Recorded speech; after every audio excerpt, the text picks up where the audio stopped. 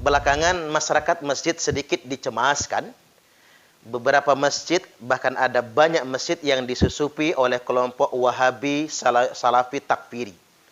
Mula-mula kelompok ini mudah sekali membid'ahkan amaliyah yang beda dengan mereka, sampai kemudian pada tingkatan pengkafiran yang tidak satu keyakinan dengan mereka. Bahkan mereka membuat semacam pembelajaran-pembelajaran, cara-cara keberislaman yang bertentangan dengan arus utama keumuman umat muslim yang ada di Indonesia. Misalnya mereka buat semacam pedoman masjid sunnah. Ciri-ciri masjid sunnah itu bagi mereka misalnya nggak ada kunut subuh, nggak ada zikir jahar, nggak ada doa bersama, tidak ada salaman habis sholat dan lain sebagainya. Berarti yang tidak sama dengan maunya mereka bukan sunnah, lalu mereka tabdi', mereka bid'ahkan. Assalamualaikum warahmatullahi wabarakatuh. Alhamdulillah, salatu wassalamu ala rasulillah, amma ba'd. Kaum muslimin yang dirahmati oleh Allah subhanahu wa ta'ala, barusan kita simak apa yang disampaikan oleh Ustadz Suparman. Beliau mengatakan belakangan ini masyarakat masjid dicemaskan karena banyaknya masjid yang disusupi oleh Salafi Takfiri. Sampai di sini perkataan Ustadz Suparman ini sudah jelas provokatif. Definisi takfiri ini seperti apa yang difahami oleh Ustadz Suparman? Ini menjadi sebuah pertanyaan. Kalau memang yang dikatakan oleh mereka itu sebagai Salafi Wahabi itu takfiri, sebagaimana yang difahami dengan maksud takfiri, yaitu mengkafirkan, artinya orang di luar pemahaman seperti Salafi Wahabi, yang disebut Salafi Wahabi, berarti dianggap kafir.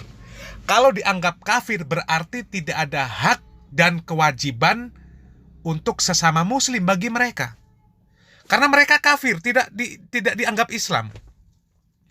Dan apakah benar yang dikatakan oleh Ustadz Suparman ini bahwa Salafi Wahabi itu takfiri?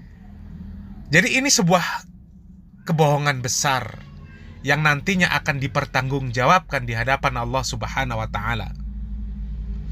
Dan jelas siapa yang disebutkan oleh Ustadz Suparman ini sebagai orang yang berfaham Salafi Wahabi, karena di dalam cuplikan video beliau ini menyertakan seseorang ya yang dia katakan Salafi Wahabi.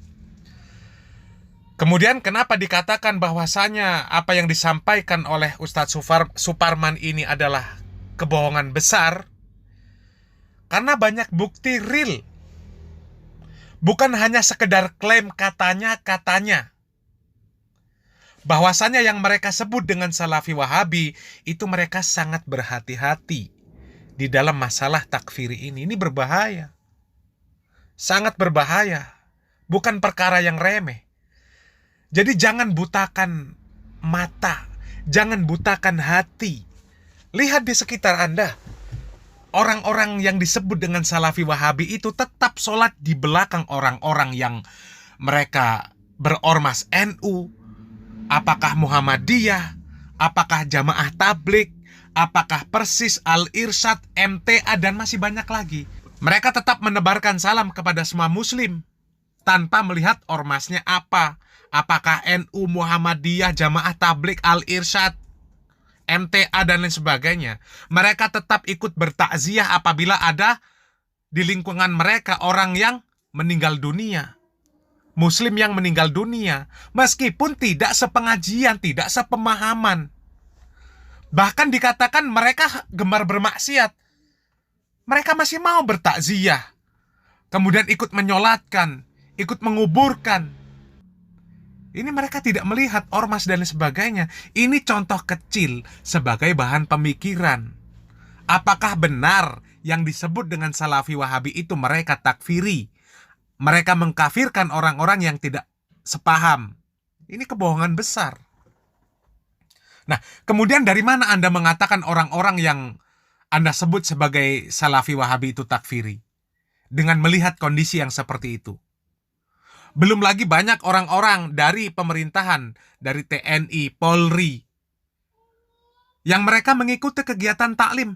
Bahkan sebagian dari mereka ini menjadi penyelenggara. Mereka ikut menuntut ilmu kepada ustadz-ustadz yang Anda katakan sebagai Salafi Wahabi takfiri. Di mana akal sehat kalian dalam menilai perkara-perkara yang seperti ini?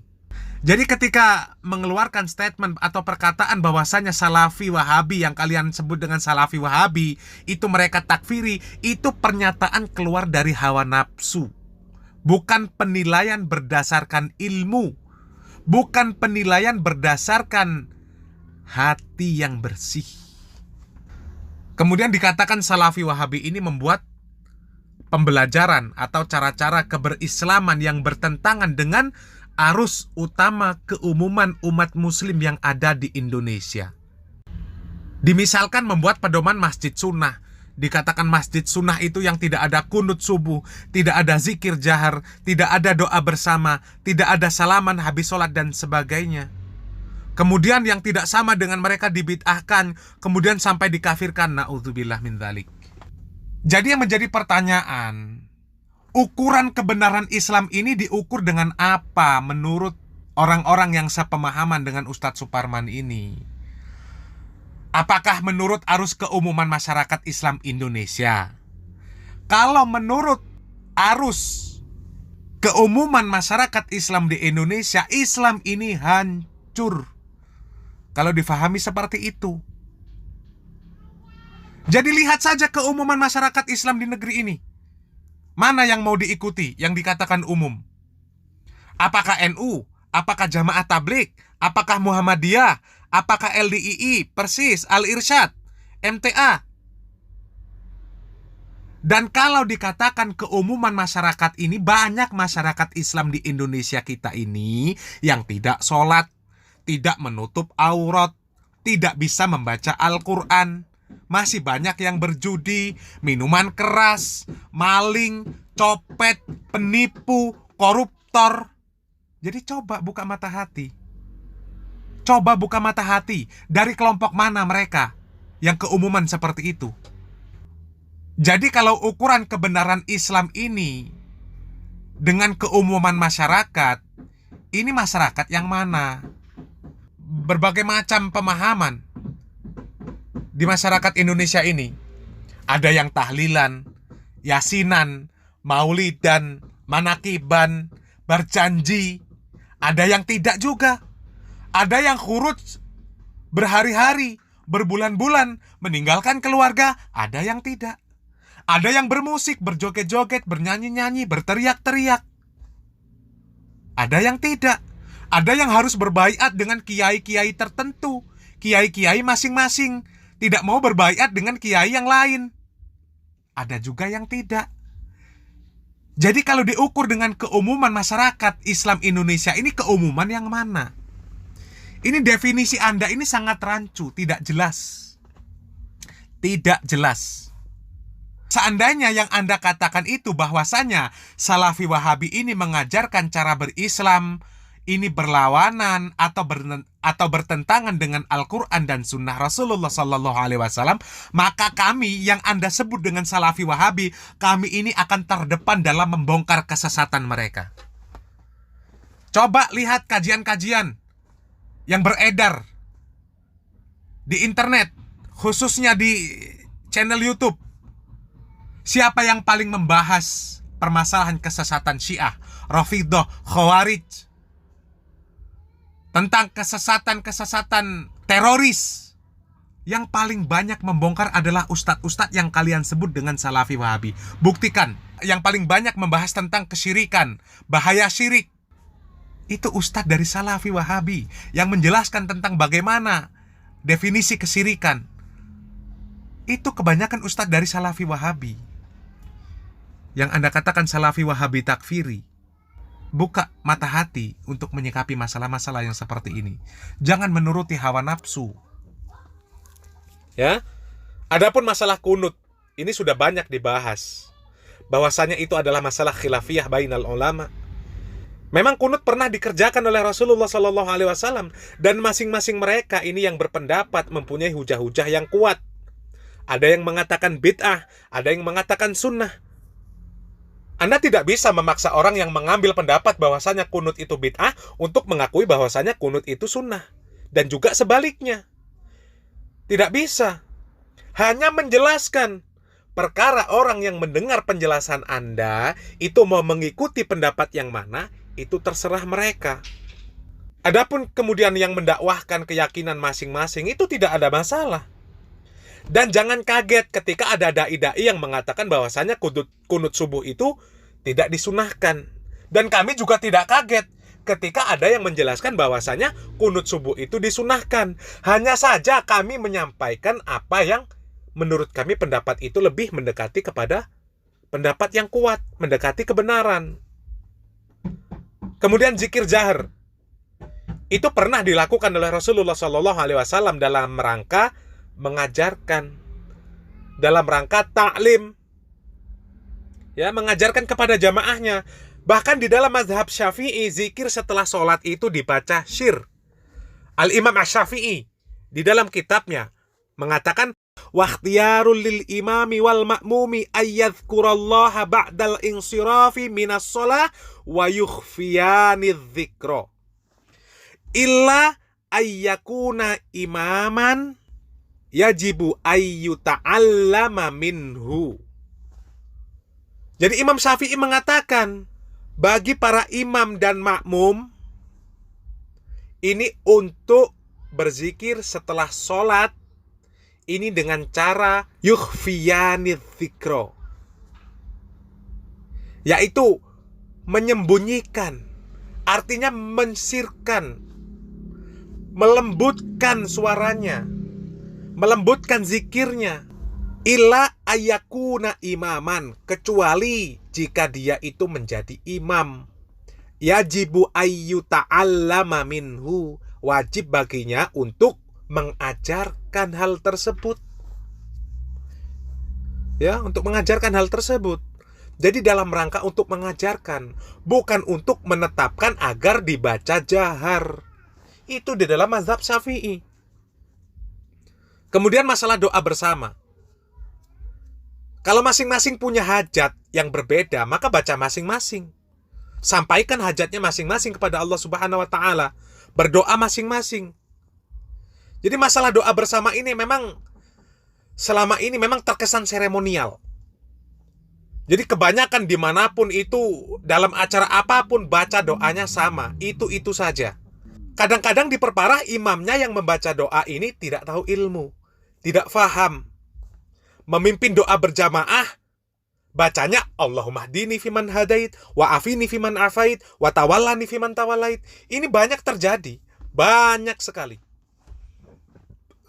Jadi silakan buktikan. Entah sengaja, entah tidak. Kalau sengaja itu namanya egois. Tapi kebanyakan karena minimnya ilmu mereka. Mereka tidak faham arti atau kegunaan dhamir ni dan na. Allahumma hdini, Allahumma hdina. Harusnya dibedakan. Na itu kalimat mutakallim ma'al ghairu. Artinya bersama dengan orang lain ketika berkata. Mengajak orang lain. Sementara dhamir ni ini dilakukan ketika mutakallim wahdah. Atau ketika berbicara atau berkata atau berdoa sendirian. Jadi ini sering terjadi. Makanya banyak orang yang sudah belajar kemudian memilih berdoa sendiri. Dia lebih khusyuk. Lebih khusyuk. Dan lebih sesuai dengan firman Allah Subhanahu wa Ta'ala. Ud'au rabbakum tadarru'a wa khufyah. Innahu la yuhibbul mu'tadin. Berdoalah kepada Tuhanmu dengan berendah diri dan dengan suara yang lembut. Sesungguhnya Allah tidak menyukai orang-orang yang melampaui batas. Kemudian bersalam-salaman habis sholat. Salaman yang bagaimana? Kalau menetapkan bahwasanya itu adalah rangkaian dari zikir setelah sholat, maka itu butuh dalil. Akan tetapi kalau itu bukan rangkaian dari zikir setelah sholat, maka silakan. Boleh-boleh saja, tidak ada masalah. Mau merangkak setelah itu, mau lari, mau tidur, mau makan, silakan. Tidak ada masalah, bebas, asal tidak bermaksiat kepada Allah Subhanahu wa Ta'ala. Jadi seperti itu. Jadi jangan salah faham. Jangan gagal faham dengan apa yang disampaikan oleh para dai yang kalian katakan sebagai Salafi Wahabi. Difahami, didengarkan secara utuh, bahkan cari perbandingan antara ustadz-ustadz yang kalian katakan Salafi Wahabi. Mereka itu sangat membantu masyarakat dalam menyebarkan ilmu, dalam tersebarnya ilmu. Masyarakat bisa berwawasan luas. Kalau memang terjadi perselisihan antar ulama, mereka jelaskan. Seperti itu. Jadi mereka memberikan wawasan kepada masyarakat. Tidak seperti yang disampaikan oleh Ustadz Suparman, di mana beliau ini tidak paham dengan apa yang dia ucapkan sendiri. Ya. Jadi mungkin itu yang bisa kami sampaikan. Semoga bisa difahami dan bermanfaat. Barakallahu fikum. Wassalamualaikum warahmatullahi wabarakatuh.